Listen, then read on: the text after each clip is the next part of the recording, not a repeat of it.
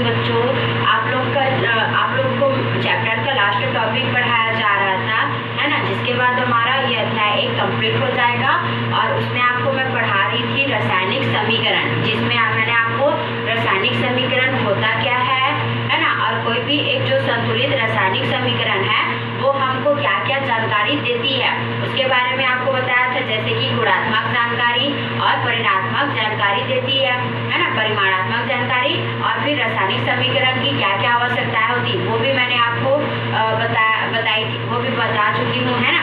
तो इस प्रकार से एक जो संतुलित रासायनिक समीकरण होता है वो अनेक प्रकार के, उसके पीछे में अनेक प्रकार के जो है जानकारियाँ छिपी होती है, जिनको हमको देख के क्या करना होता है, पहचानना होता है ना।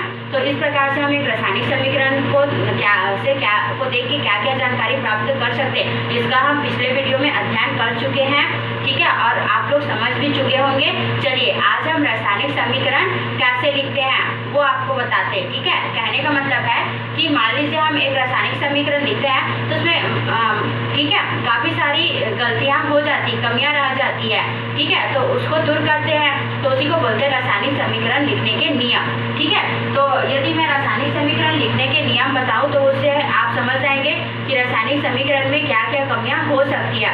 तो अलग से आपको पढ़ाने की तो जरूरत नहीं है, तो मैं जो रासायनिक समीकरण लिखने का नियम अभी पढ़ाऊंगी वही क्या है, रासायनिक समीकरण की कमियों को दूर करने का उपाय है। समझ में आया? तो चलिए रासायनिक समीकरण लिखने के नियम। रासायनिक समीकरण लिखने की विधि या नियम, ठीक है। रासायनिक समीकरण लिखने की विधि या नियम है, या रासायनिक समीकरण बनाने की विधि या नियम है। समझ में आ सबको? चलिए तो सबसे पहला नियम है कि किसी भी रासायनिक अभिक्रिया में ठीक है भाग लेने वाले अभिकारक और बनने वाले उत्पाद की भौतिक अवस्था को प्रदर्शित करना है, कि वो ठोस है कि द्रव है तो कि गैस है, ठीक है, या फिर किस माध्यम में हो रही है। तो उसके लिए आप क्या करोगे, तो किसी भी रासायनिक अभिक्रिया में भाग लेने वाले पदार्थ और बनने वाले पदार्थ अर्थात अभिकारक और उत्पाद की भौतिक अवस्था को प्रदर्शित करने के लिए पहला नियम है ना, किसी भी रासायनिक अभिक्रिया में भाग लेने वाले पदार्थ और बनने वाले पदार्थ अर्थात अभिकारक और उत्पाद की भौतिक अवस्था को प्रदर्शित करने के लिए, ठोस के लिए प्रदर्शित करने के लिए, ठीक है, उन पदार्थ के सूत्र के आगे ठोस के लिए स्मॉल एस कोष्ठक में स्मॉल एस, द्रव के लिए कोष्ठक में स्मॉल एल व गैस के लिए कोष्ठक में स्मॉल जी लिखा जाता है, ठीक है। और यदि कोई अभिक्रिया जलीय माध्यम में संपन्न हो रही है ना, यदि कोई अभिक्रिया जलीय माध्यम में संपन्न हो रही है तो जलीय माध्यम के लिए कोष्ठक में AQ लिखा जाता है पदार्थ के सूत्र के आगे। आप लोगों ने देखा होगा, है ना, आप लोगों ने देखा होगा। तो इस प्रकार से ये पहला विधि है या फिर पहला नियम है, क्लियर, कि अभिकारक तथा उत्पादों की भौतिक अवस्था को प्रदर्शित करने के लिए उसके सूत्र के आगे में कोष्ठक के अंदर ठोस के लिए S, द्रव के लिए L व गैस के लिए G, और यदि अभिक्रिया जलीय माध्यम में हो रही है तो उसके लिए AQ लिखा जाता है। पहला रूल्स कंप्लीट, ठीक है। दूसरा रूल्स, ठीक है, दूसरा रूल्स क्या है, यदि पदार्थ की ठीक है अभिकारकों की सांद्रता को प्रदर्शित करने के लिए, ठीक है, अभिकारकों की सांद्रता को प्रदर्शित करने के लिए उनके सूत्र के पदार्थों के सूत्र के नीचे में तनु या सांद्र कोष्ठक में तनु या सांद्र लिखा जाता है, ठीक है। कोष्ठक के अंदर तनु या फिर सांद्र लिखा जाता है, तनु है तो तनु लिखेंगे और सांद्र है तो सांद्र लिखेंगे। दूसरा नियम क्लियर, पदार्थों की सांद्रता को अभिकारकों की सांद्रता को प्रदर्शित करने के लिए उनके सूत्र के नीचे में कोष्ठक के अंदर तनु है तो तनु लिखा जाता है और सांद्र है तो सांद्र लिखा जाता है। जैसे मान लीजिए जिंक धातु, ठीक है, और जिंक धातु है, धातु अर्थात ठोस अवस्था में पाई जाती है, तो ठोस के लिए हम इसमें सूत्र के आगे कोष्ठक के अंदर स्मॉल एस लिखेंगे और ये HCl से क्रिया कर रहा है, ठीक है, HCl से क्रिया कर रहा है, क्लियर हो गया ना।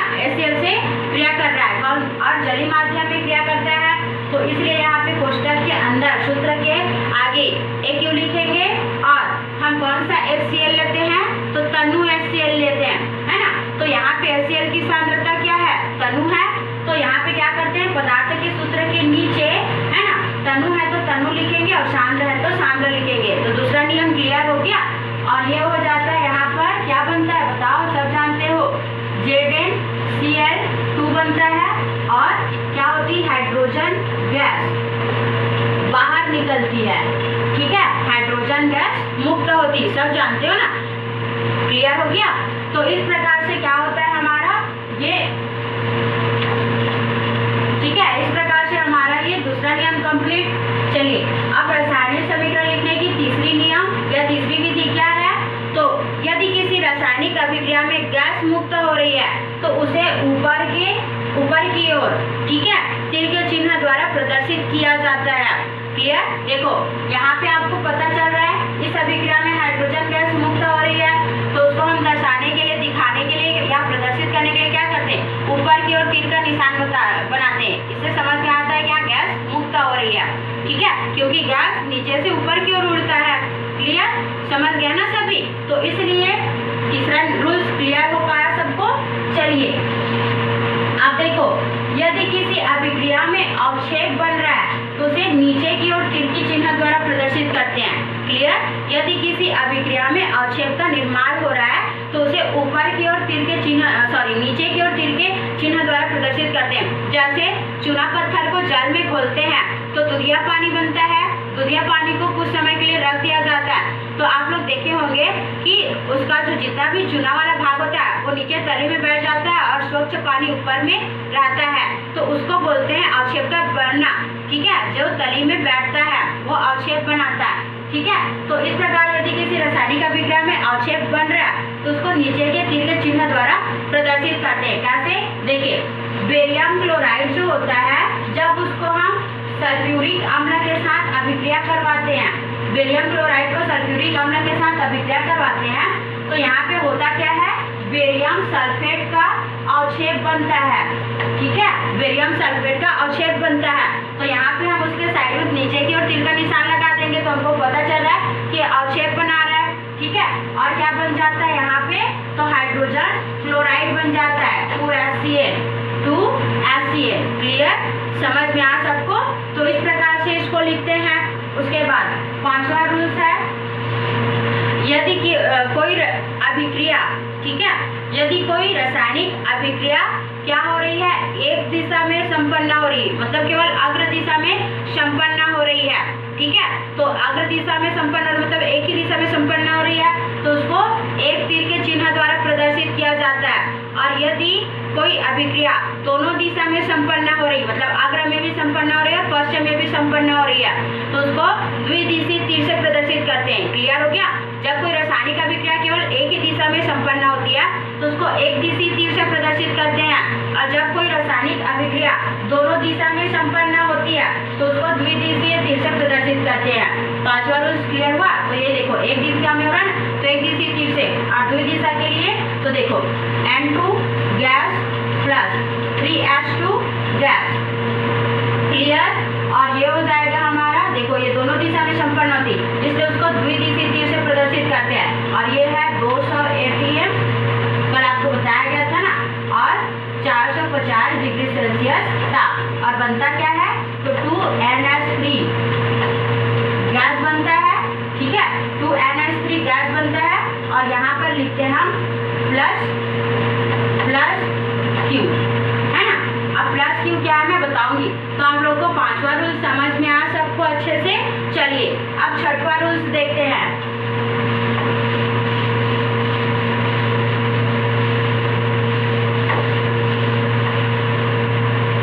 चलिए छठवां रूल्स देखें, इसी समीकरण के थ्रू छठवां रूल्स आप लोग का बन जाएगा। तो छठवां रूल्स क्या है, तो यदि कोई रासायनिक अभिक्रिया ऊष्माक्षेपी है, ठीक है, मतलब यदि किसी रासायनिक अभिक्रिया में ऊष्मा का उत्सर्जन होता है अर्थात ऊष्माक्षेपी है, तो उसमें पदार्थ के उत्पाद के आगे हम क्या लिखते हैं, प्लस Q। आप जानते हो 10वीं में पढ़े हो कि ऊष्मा को हम Q से प्रदर्शित करते हैं।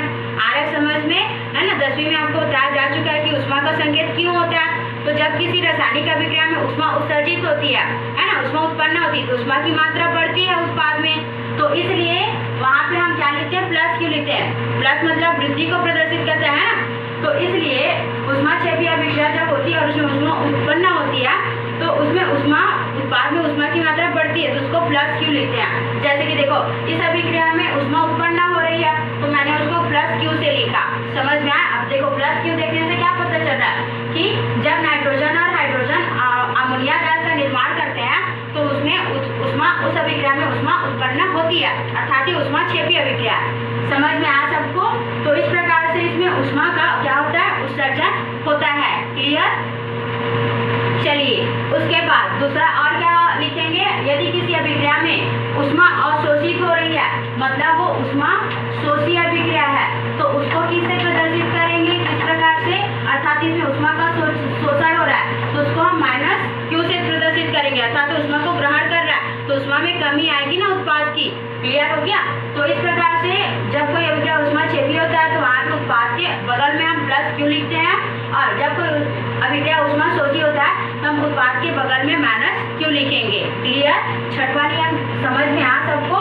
उसके बाद यदि किसी रासायनिक अभिक्रिया में उत्प्रेरक का उपयोग हो रहा है, ठीक है, यदि किसी रासायनिक अभिक्रिया में उत्प्रेरक का उपयोग हो रहा है तो हम क्या करते हैं, वहाँ पे उस उत्प्रेरक को जो तीर का चिन्ह लगाए रहते हैं, है ना, अभिकारक और उत्पाद के बीच में तीर का चिन्ह लगाए रहते हैं, उसके ऊपर में लिखते हैं। तो यदि किसी रासायनिक अभिक्रिया या जब कोई रासायनिक अभिक्रिया उत्प्रेरक की उपस्थिति में संपन्न होती तो उत्प्रेरक को तीर के चिन्ह के ऊपर लिखा जाता है। जैसे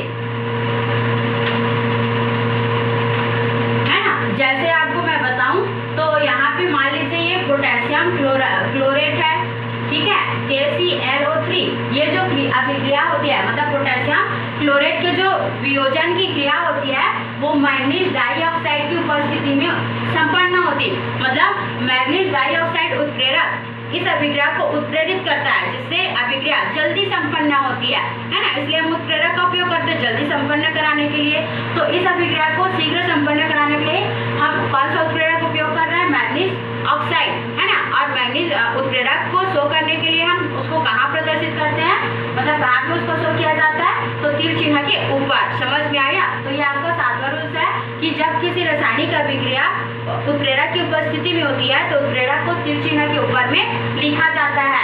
तो यहाँ पे क्या हो जाएगा ये, ठीक है, पोटेशियम क्लोरेट जब बनता है तो यहाँ पे क्या हो जाता है, 2KCl बनता है पोटेशियम क्लोराइड, और ऑक्सीजन गैस में मुक्त हो जाता है ना, वियोजन की क्रिया है, तो इसको हम क्या लिखते हैं, 3O2। क्लियर हुआ सबको? तो इस प्रकार से 7वां रूल्स हो गया।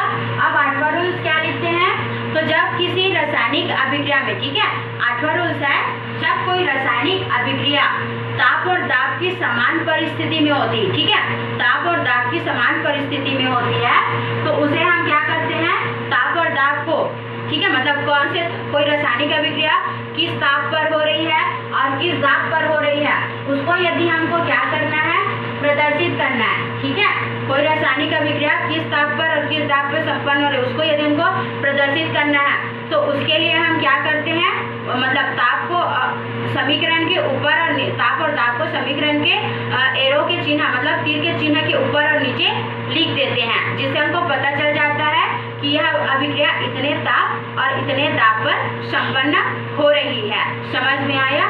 तो देखिए, ठीक है, देखो यहाँ पे लिखा है ना, ये वाली जो अभिक्रिया है वो 200 वायुमंडलीय दाब और 450 डिग्री सेल्सियस ताप पर संपन्न होती है।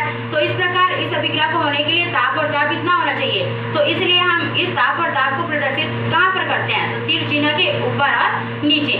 समझ में आया?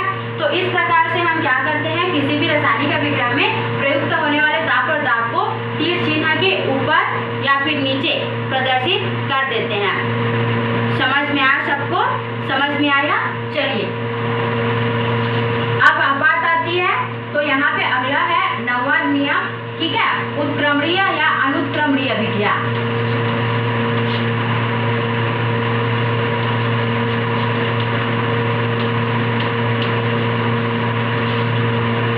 देखो अब उत्क्रमणीय और अनुत्क्रमणीय अभिक्रिया क्या है, तो देखो अभी आपको नीचे मतलब पहले बताई हूँ कि जब कोई अभिक्रिया एक दिशा में संपन्न होता है तो उसको अनुत्क्रमणीय अभिक्रिया कहते हैं और उसको एक दिशी तीर से प्रदर्शित करते हैं, ठीक है। और जब कोई अभिक्रिया दोनों दिशा में संपन्न होता है तो उसको उत्क्रमणीय अभिक्रिया कहते हैं और उसको द्विदिशीय तीर से प्रदर्शित करते हैं, क्लियर। तो जब किसी रासायनिक अभिक्रिया में हम एक दिशीय तीर का उपयोग करते हैं अभिकारक और उत्पाद के बीच, तो हमको पता चल जाता है कि वो अनुत्क्रमणीय अभिक्रिया है और एक दिशा में संपन्न हो रहा है, ठीक है। और जब किसी रासायनिक अभिक्रिया में हम द्विदिशीय तीर का उपयोग करते हैं अभिकारक और उत्पाद के बीच में, तो हमको पता चल जाता है कि वो उत्क्रमणीय अभिक्रिया है और दोनों दिशा में संपन्न हो रहा है, ठीक है। तो इस प्रकार से क्या होती है, एक रासायनिक समीकरण लिखने की विधि होती है या फिर नियम होते हैं। तो यदि आपको कोई पूछे कि रासायनिक समीकरण में क्या क्या कमियां होती है और उन कमियों को कैसे दूर करते हैं, तो आप यही बताना कि रासायनिक अभिक्रिया में अभिकारक उत्पाद की भौतिक अवस्था को प्रदर्शित करने के लिए हम ठोस के लिए